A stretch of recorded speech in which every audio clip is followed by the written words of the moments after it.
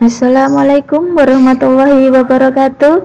Bertemu lagi dengan kami, tim bimbingan dan konseling SMP Negeri 1 Karanganom. Hari ini kita akan belajar tentang formula belajar efektif. Apa itu belajar efektif? Bagaimana caranya? Mari kita simak bersama-sama dengan penuh semangat. Mengingatkan bahwa sebentar lagi akan diadakan ulangan tengah semester Gasal. Silahkan anak-anak mempersiapkan diri untuk belajar lebih efektif. Ya, mari kita simak apa itu belajar yang efektif. Sikap dan kebiasaan belajar akan mempengaruhi hasil belajar. Sikap dan kebiasaan belajar yang efektif dan efisien akan memberikan hasil yang optimal. Namun, tidak semua anak memiliki sikap dan kebiasaan belajar yang efektif. Bahkan mereka cenderung memiliki kebiasaan-kebiasaan buruk dalam belajar, seperti tidak belajar sama sekali, tidak mengingat apa yang dipelajari, menunda mengerjakan tugas, tidak bisa mengaplikasikan apa yang dipelajari, dan ceroboh dalam mengaplikasikan hasil belajar. Untuk itu, perlu mendapatkan arahan dalam belajar sangat penting, supaya belajar kita efektif dan hasil belajarnya pun optimal. Lalu, apakah yang dimaksud dengan belajar? Apakah yang dimaksud belajar efektif?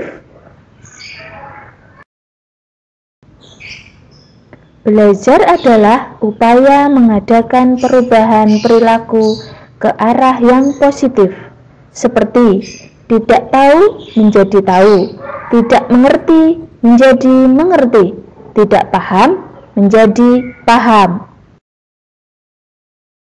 Sedangkan yang dimaksud dengan belajar efektif adalah belajar dengan usaha yang sekecil-kecilnya, tetapi dapat memberikan hasil belajar yang sebesar-besarnya atau optimal.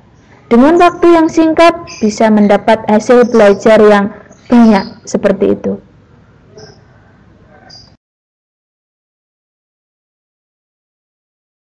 Nah, bagaimana formula belajar efektif? Mari kita simak bersama-sama.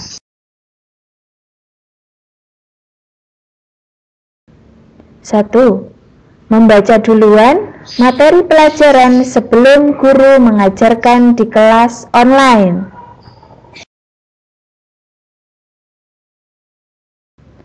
2, pusatkan perhatian dan mengajukan pertanyaan kepada guru.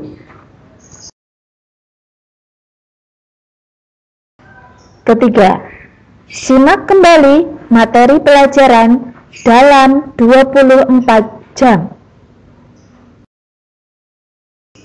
Yang keempat, membuat kelompok belajar kecil dengan teman yang berdekatan rumah, bisa 2 atau 3 orang. 5, selalu mengerjakan PR, pekerjaan rumah, atau tugas dari guru dengan tepat waktu. 6, selalu memperbaiki kesalahan dalam PR atau tugas lain yang diberikan oleh guru. 7, berusaha mendapatkan nilai terbaik untuk setiap ulangan atau ujian.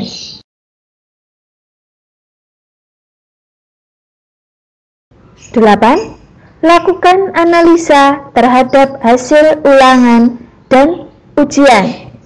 Mana yang sudah benar, mana yang masih salah. Manusia harus bertanggung jawab atas kewajibannya, termasuk kewajiban dalam belajar. Kewajiban belajar harus dipenuhi oleh seorang pelajar.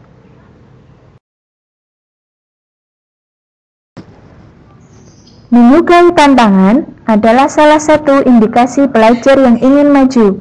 Tantangan-tantangan seperti apa saja yang bisa memacu pelajar giat belajar? Ya, ini minggu kemarin sudah kita bahas ya di tema motivasi belajar. Kalian ingat-ingat?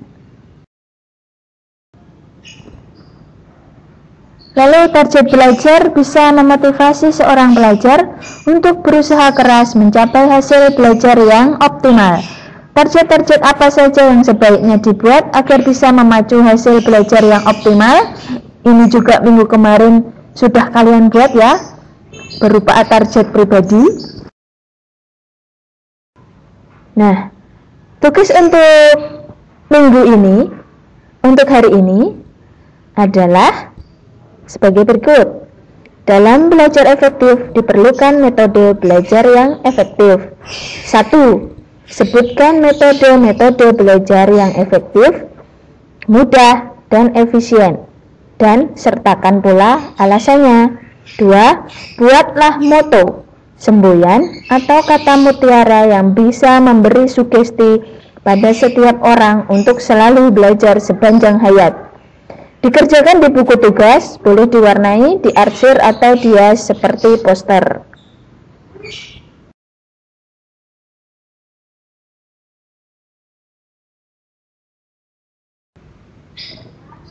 Selamat mengerjakan tugas dan menerapkan belajar yang efektif. Semoga hasil ulangan tengah semester kalian mendapat hasil yang optimal. Wassalamualaikum warahmatullahi wabarakatuh.